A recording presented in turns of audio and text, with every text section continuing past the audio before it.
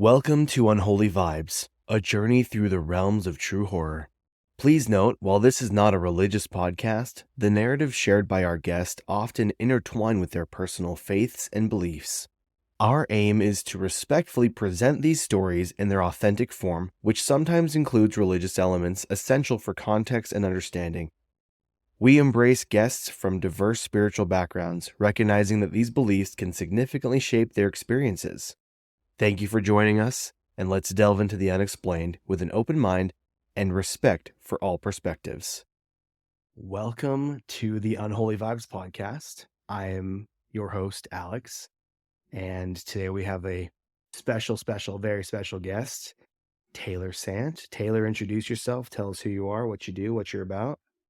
Hi, I am Tayler Sant. I am a special guest. I am literally a nobody that Alex happens to know. My husband is a dear friend of Alex, and I am now a dear friend of Alex and his wife. I'm a mom, and that's basically my life right now. I used to work really hard. I work harder than I ever have in my life, but I don't get paid for it. So, yeah. My job description, mother. Yes.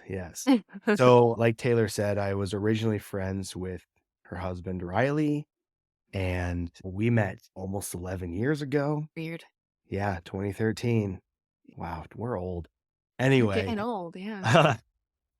so I met Tayler in 2015 because Riley wasted no time getting into the dating scene and finding the love of his life and getting married. So we've been besties since day one, dude. I remember when we first met, it was at a reunion, a missionary reunion, and I had you take some photos of like our MTC group, our district, Mhm, and you mhm. took selfies on my phone, which was I was like solid move.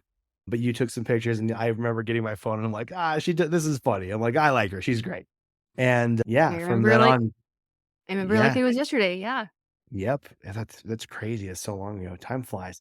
I know. Anyway, the passage of time is the real horror story. You know, our kids are going to be our age one day, and we'll be old geezers, and then we'll be dead. Crazy. Yeah, can't wait. But let's talk Awesome. about that. Yeah, let's do it. So anyway, yeah, we've known each other for a long time, and Tayler has a story for us. And I don't know if Tayler expected me to become obsessed with this story, but in 2018, I believe it was October of 2018, if I remember correctly, which I may not, I was visiting Utah and we had gathered at another friend's house, their apartment, and somehow we just started telling spooky stories. I love a good spooky story. So I usually ask new people or people I haven't seen or haven't heard their stories. I say, hey, have you ever seen a ghost? Do you have a scary story? And we have a buddy who told a few, but Tayler came in with this, what I consider to be an absolute banger. Not a ghost story per se, Nope. but a scary story for the ages, in my opinion. And you told this story, and I thought about it, still think about it consistently on a weekly basis for the past 5, almost 6 years.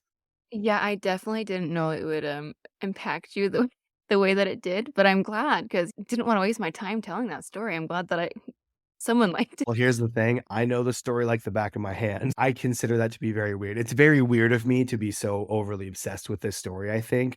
But I've told this story because I've gone camping with other friends and they're like, anyone have any good scary stories? I'm like, I actually do. It's not mine, but I'll tell you. And I give them like the detailed story as I first heard it. I appreciate you, Tayler, and I appreciate you taking the time to sit down and chat with me because you are the reason I'm doing this. That's all Aw. there is to it. Oh, I'm honored. What an honor. That makes me happy. Thank you. Well, and it's true. And I know you have love for spooky stories, scary I stories. do. We've talked about it multiple I do, times. yes. So Oh, I'm excited. your story, you and your story are the reason I'm actually doing this because they're good enough stories to be heard. And if I only ever published this episode in the part 2 with Christina, that'd be good enough for me. But I'd love to take it further. So I'm just so know happy. you've Awesome. inspired me. You've inspired me. So What an anyway, honor. Awesome. praises to Tayler. Thank Um, you. How yeah, sweet. yes, of course, of course. So enough chit chat, enough jibber jabber. Enough of Let's this. let's get into it. Let's do Taylor, it. give us a detailed account of your story. Give it to us, tell us the background.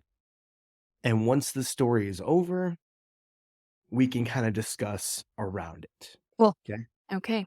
I guess we call this the story of the tale, if you will, of the red-faced man. Yes, Right, we do. Alex? Yes, we do. The year was probably 2014. I was serving a service mission for my church. I served in Uruguay, Montevideo. Anyway, great time, wonderful time. In fact, part of my hesitancy of doing any podcast about this story is because I cherish my time serving the Lord so much that I was like, oh my gosh, I hope I don't like confuse. Like, I don't want to get on Unholy Vibes podcast and make it seem like I was an unholy time. You know what I mean? Great No, time. yeah. Wonderful time. The service missions are really good times, especially if you make it a good time. But some crazy things happen. And I Yeah. have other people that have served missions that also have crazy stories. And just because you're out serving the Lord doesn't mean that a crazy thing won't happen. It just is. Amen. Yeah. And I was actually thinking about that, Alex. Like, what makes it? Because I know people as well that have stories from serving out on missions or service missions for their church and stuff. Like, how are so many people experiencing these stories? I don't know the answer to that, but isn't it weird that I think this is a very interesting point. What I think is when you're out serving a mission, regardless of the church, any mission for anywhere, any religion? Yeah, any religion, you're seeing a lot of people, you're going a lot of places. yeah, The more yeah. places and people you see and go and blah blah blah, just statistically, I think you're bound to run into some interesting characters. You're probably Scary or right. not, but if you're just an everyday person, has anything crazy happened to you the last 10 years? Probably not that crazy, right? Because you're Right. kind of here, you're doing this, you're living an adult life, you have kids, you have a husband, you're working, you're not working, you know, Yeah. we're just parts of the machine now, you know. Yeah. It's more predictable life, but being a missionary, you're sent out anywhere in the world and you meet more people in that 18 months to 2 years than you do in probably 20 years in your life. You're You're just out there. you're So right. I think statistically, you're just more likely to happen upon a weird thing. Yeah, you're right. Anyway, so I Anyway, happened upon this weird thing, and I was living in an area, teeny little town. Okay, we're talking like maybe 400 people live there. and it was Maybe. pretty isolated, right? Yes. I mean, it took me like 2.5, 3 hours to get to the next city when I had to meet up somewhere or travel. We had to get on a bus and travel for a long time. I was pretty out there, isolated, tiny little town. I think 400 people is being generous. Lovely people. Everyone was amazing there. So, to kind of give you an idea, think of an old Western town where there's the storefronts face each other and the street, the dirt road. That's the main part of the town, right? You've got the middle of the road that's dirt, and then the opposing storefronts face each other. And the boardwalk is the sidewalk lifted up above the dirt that's right along the storefronts. Am I making sense? Yeah. To me, That's yes, yes. that's exactly how it is in this town, except it's not a Western town. It's a South American, in the middle of nowhere town. Yeah. Anyway, dirt road just like that, and then it had like a step up on either side where your sidewalk would be. I had been there for probably 6 or 12 weeks, and because it's such a little town, I know everyone very well. Most everyone very well. I can't go too far without running into someone that knows me or a friend that I've met or whatever. And behind these main area, this where the storefronts are, behind it is where the little homes are, the residential areas. And that's where the streets would start winding or whatever through the neighborhoods. But it didn't go too far back with homes behind those stores because it is such a little tiny place. Well, we had to get home at a certain time, and it was like 3 minutes to the time we needed to be home. And we were walking down the sidewalk along the storefronts, and I hear my name being called. So I turn around, and there's this cute little, I believe she was like 10 to 12, And a little friend that we've made, and we know we're good friends with her mom. She was on her bike, and she had her sister like sitting in the basket. And she rode up, and she just had like white as a ghost look on her face, just terrified. You could see in her eyes that it looked like she had seen a ghost, like just terrified. She was all upset, and she was like, someone's chasing me, I'm really scared. And she kept saying like, a man with a red face is chasing me. And of course, this is my second language now, Spanish. But I've been there for, gosh, almost 18 months. I'm down to like my last 2 weeks in my whole mission. Like I'm going home within 2 or 3 weeks. So at this point, I speak fluently. So it's odd when I have to take a step back and be like, did I hear that right? Mm-hmm. But she kept saying, there's a man with a red face, he's chasing us. And she was very upset, so she was talking really fast too. But I had to keep like a what? A man with a what? Red? Did you say red face?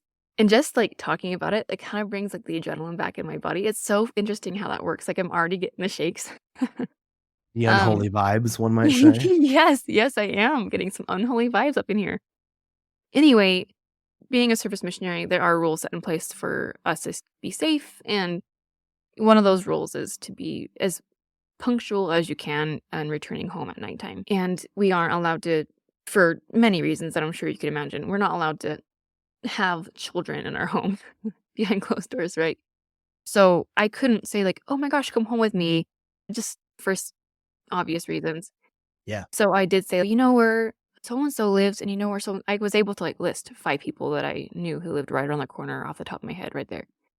I'm like, okay. And we were right in front of like the main store at that moment. In fact, we were standing like in front of the doors, and people were trying to like, walk through us, and she's like standing there crying with her bike, right? And I'm like, okay, like I'm trying to kind of back her away from the main doors. I'm trying to calm her down. I'm trying to guide her to where she could find some safe adults if she can't make it back to her mom. And I remember saying like, yes, if you don't feel safe, you can go to so-and-so and so-and-so and so-and-so. Or just walk through these doors and go tell your nearest adult if you don't feel safe, and maybe they can give you a ride home. And, I don't have a car. I don't have a bike. I don't have anything to help this poor girl. So I'm just as helpless as she is, honestly. So all I could do is say like, stay safe, go to a trusted adult, don't go back to where that man was. And I give her a hug and I move on, right? You got to get home. Got to get home. Yep. Now, to give you an idea, so there's that main street I was telling you about, the main dirt road where the cars and the stores are.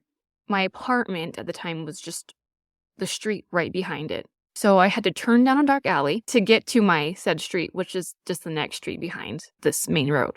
So I had to just wait to get to like my turn off or whatever.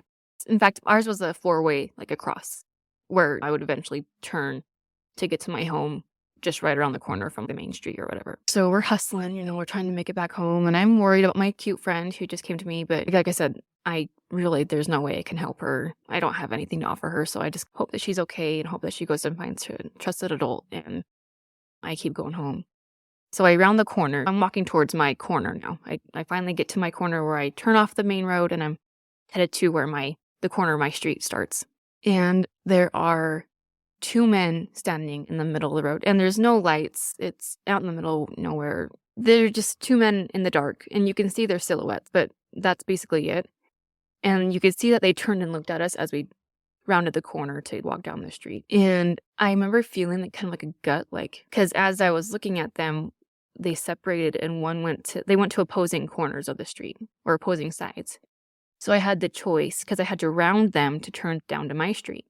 So I had the choice to either go in the middle of them or stay on the sidewalk and walk behind just the one. And the reasoning at the time, I remember thinking distinctly, I had that eerie feeling in my belly. Like I kind of knew, looking back, I should have paid more attention to that, because I kind of had a feeling like these guys aren't up to any good, right?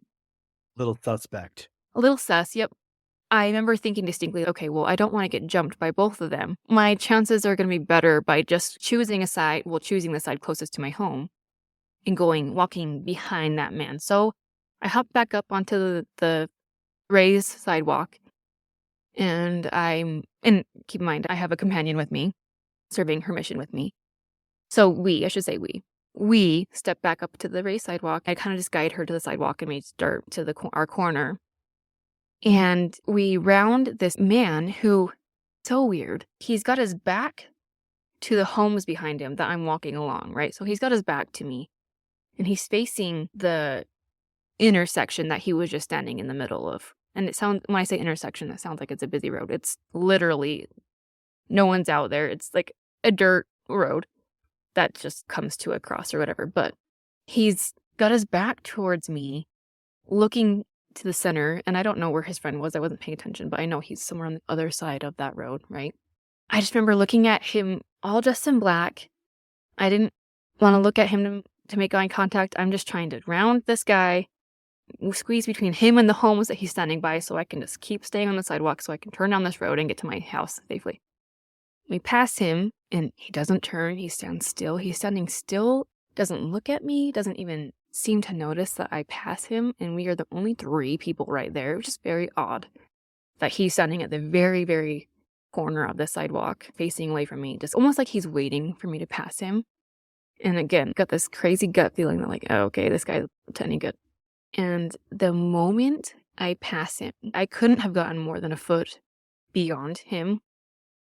Gosh, I'm shaking.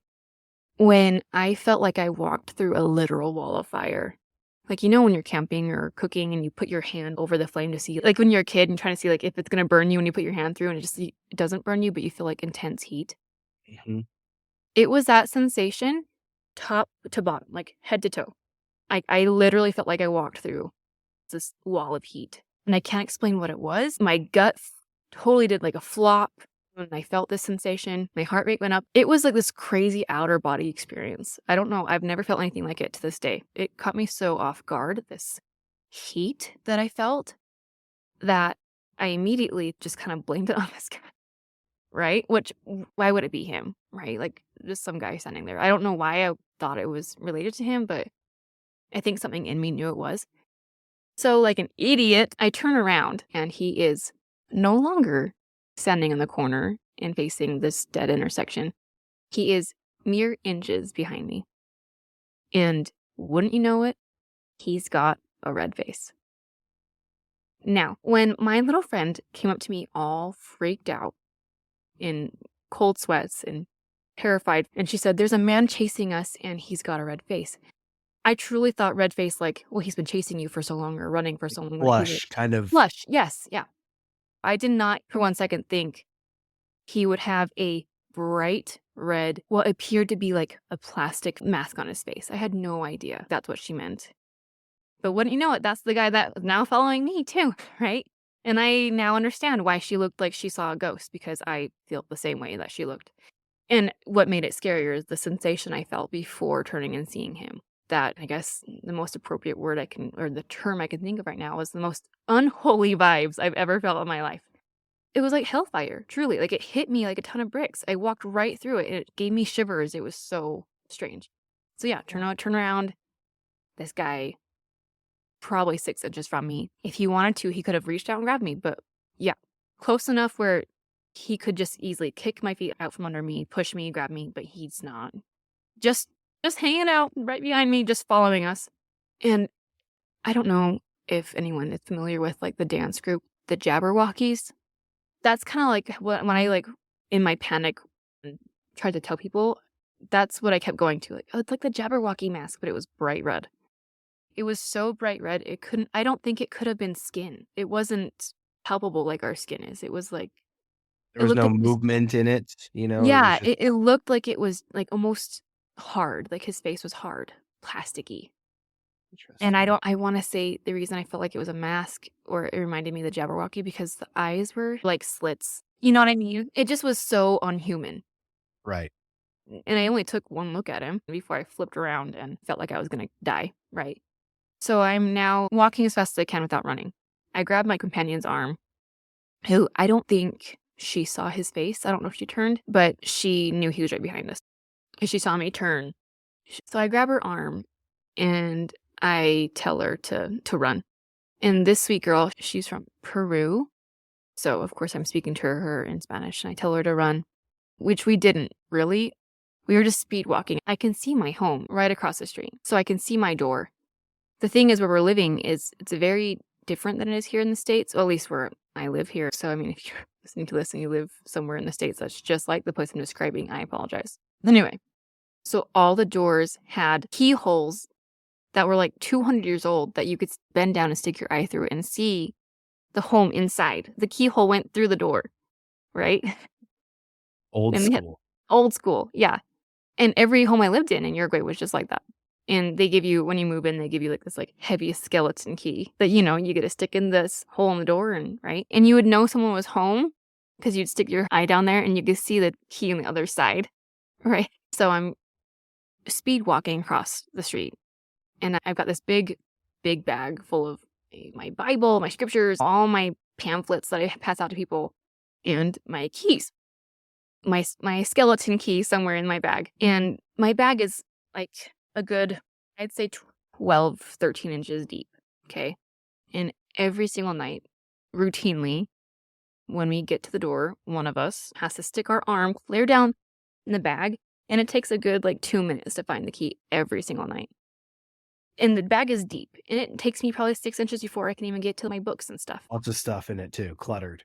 Yes. And so there is open space in my bag before I even hit anything. So I'm like, my brain's thinking for me, thank heavens, I'm on adrenaline.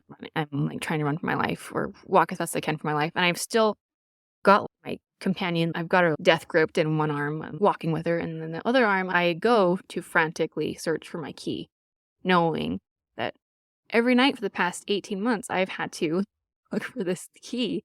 And it's always at the bottom of the bag. I reach down. I stick my fingertips in my bag to go find my key, and it touches my fingertips. My key. I don't know if it was like God himself or if there was an angel with me that like, your key. I have no idea. But it literally had to have been floating. I didn't get past my knuckles into my bag. It was just there. Grab my key. No fumbling, no shaking, no jittering. Stuck it in the door. Opened the door. Pushed us in. Closed the door. And locked it as he's banging on the door. And his eyes go down. He's looking at us through the keyhole. And we have like a little rectangle window. It's got design in the window, so you can't see clearly through it. But you can see light.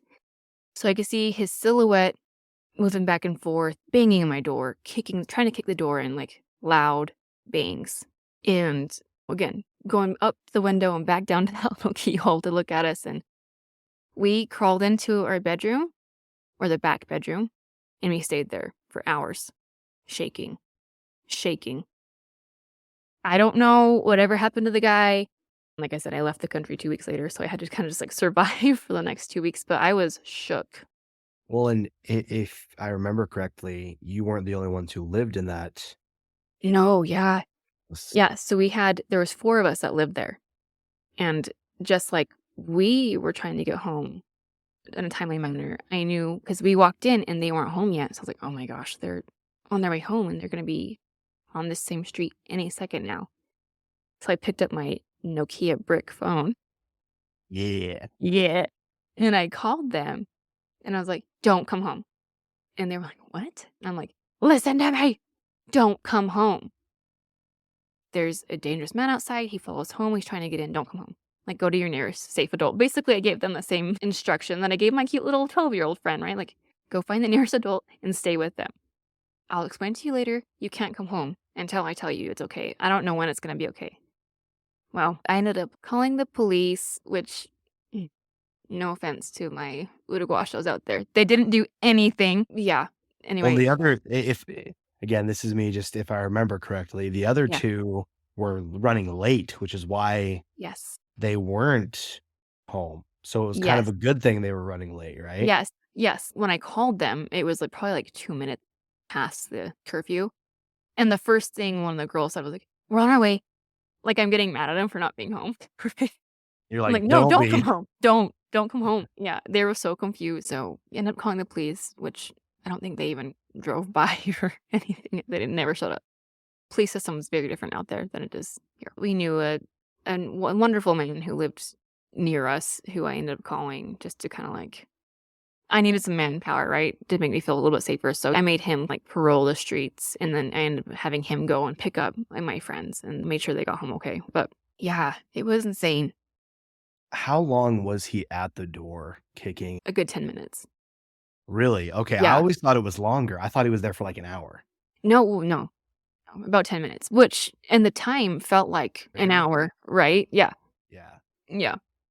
But Jeez. probably only 10 minutes, and he pounded the entire time. And so our home had 2 bedrooms. One was in the back of the home and one was in the front of the home. My bedroom that I slept in was in the front of the home, and they have these bars on the windows, and at night you can reach up and pull this grated metal cover over the window. It was like a rolling window cover. That was already down when I had gotten home, but I remember him banging on the window as well. So he would go back and forth from our bedroom window or the front window of the home to the door. He was just trying to make as much noise as possible for like 10 minutes. And then the noise ceased, which I didn't have any good way of looking out there.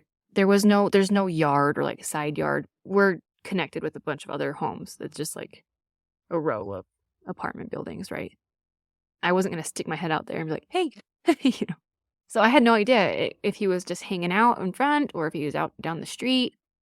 I didn't want to lift up my metal window covering, which is loud, to see if he was still there. It's different here where I can, like, here at home, I can stick my head out the door or look at a different window or open the curtain. I felt like I had no resources to know if I was safe or not.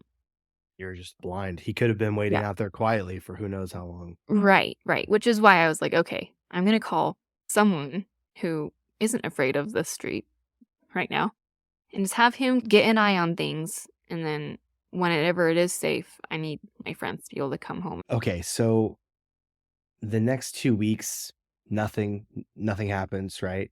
No, I never saw red-faced Matt again. I had to literally get out of bed and put on my big girl panties and go outside and teach my young friend from Peru how to do this service mission with the weeks I had left with her. And it was honestly ill-timed because I remember being sad to leave the country that I had lived there for 18 months and I love the people on the place. I remember being like sad to leave, but at the same time, I remember being like relieved that I was moving from that street. Yeah. So, do you still keep in contact with our Peruvian friend? For once in a while. I mean, she like me, she's got Whole life. family and Yeah. yeah, but You should very reach out to her and just say, "Hey, do you remember this?" I And should see ask her. what she has to say about it. Now, what do you think this guy was trying to do? It scares me to think about. I don't know because like I said, if he wanted to grab me, totally could have. Right? Because I never actually ran. Because I knew if I ran, I'd get to my door and need to find my key.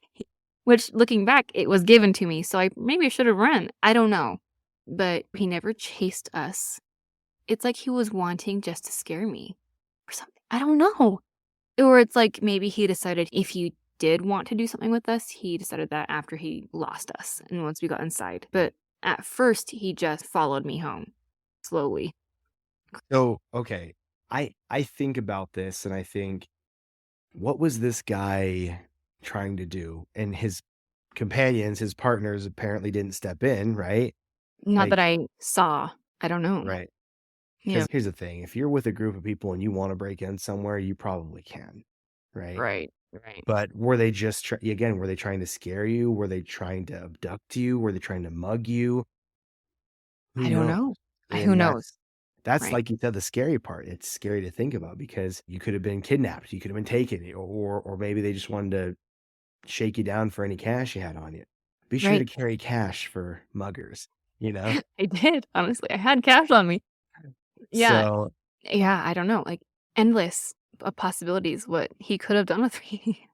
And like I was like resourceless. I mean, nowadays I carry a gun with me. I've got 3 little babies I need to protect. I have a car. I have many things to do that I can feel more protected. I was at the will of this man. So thank heavens he didn't reach out and grab me because he could have. He was so close to me. And like I said, I mean, I chose to walk right behind him. So I mean, or he literally could have turned around. maybe the fact that there were 2 of you made it harder for him to maybe, like, commit to doing whatever. Yeah. Yeah. If you'd been alone, it could have been a different story, but why chase a girl on a bike with a baby, as well? Like, I know. I know. I don't know.